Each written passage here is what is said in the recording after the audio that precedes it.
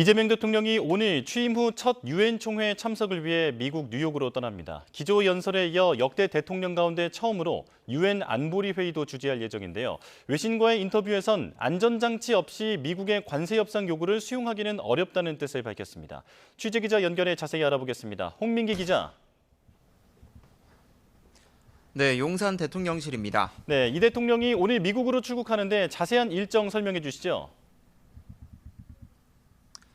네, 이재명 대통령은 현지 시각으로 오는 23일부터 뉴욕에서 열리는 유엔 총회에 참석하기 위해 오늘 방미길에 오릅니다.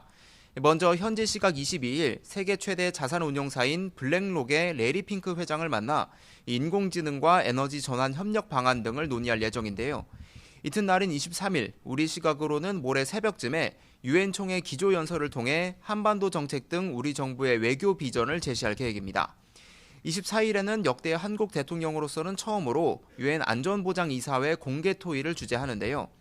모두의 AI라는 기조 아래 국제사회의 평화와 번영을 위한 공동 대응을 강조할 방침입니다. 3박 5일간의 순방 기간 프랑스, 이탈리아 정상 등과 잇따라 양자 회담도 진행해 정상 간 유대를 강화하고 협력 방안을 논의하게 됩니다. 다만 도널드 트럼프 미국 대통령과의 정상회담은 예정돼 있지 않은 상황이고 약식회담도 역시 불투명한 것으로 알려졌습니다. 이 대통령은 방미 마지막 날인 25일에는 미국 월가의 경제 금융계 인사들과 만나 한국에 대한 투자를 요청하고 귀국길에 오를 예정입니다. 네, 이 대통령의 외신 인터뷰 내용도 공개됐는데 미국과의 관세 협상에 대한 입장을 밝혔다고요? 네, 이 대통령이 지난 19일 영국 BBC, 로이터 통신과 인터뷰한 내용이 오늘 공개됐습니다. 이 대통령은 먼저 교착 상태에 놓인 미국과 무역 협상에 대해선 안전장치 없이 요구를 수용할 경우 우리 경제가 1997년 외환위기와 맞먹는 위기에 빠질 수 있다고 밝혔습니다. 이와 관련한 하워드 러트닉 미국 상무장관의 압박에 대한 질문엔 양국이 혈맹 관계인 만큼 최소한의 합리성은 유지할 수 있을 거라고 답했는데요.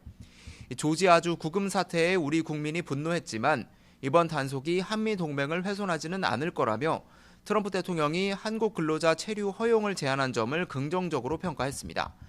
북한 비핵화 해법에 대한 질문엔 트럼프 대통령과 김정은 위원장이 핵무기 제거 대신 당분간 핵무기 생산 동결을 합의한다면 이를 수용할 수 있다고 말했습니다. 북한이 장기적인 비핵화 목표를 포기하지 않는 한 핵과 미사일 개발을 멈추는 것에는 분명한 이점이 있다고도 강조했는데요. 이 대통령은 남북회담 전망은 낙관적이지 않다면서도 트럼프 대통령에게 다음 달 에이펙 정상회의 기간 중 김정은 위원장과의 만남을 권유했다고 밝혔습니다.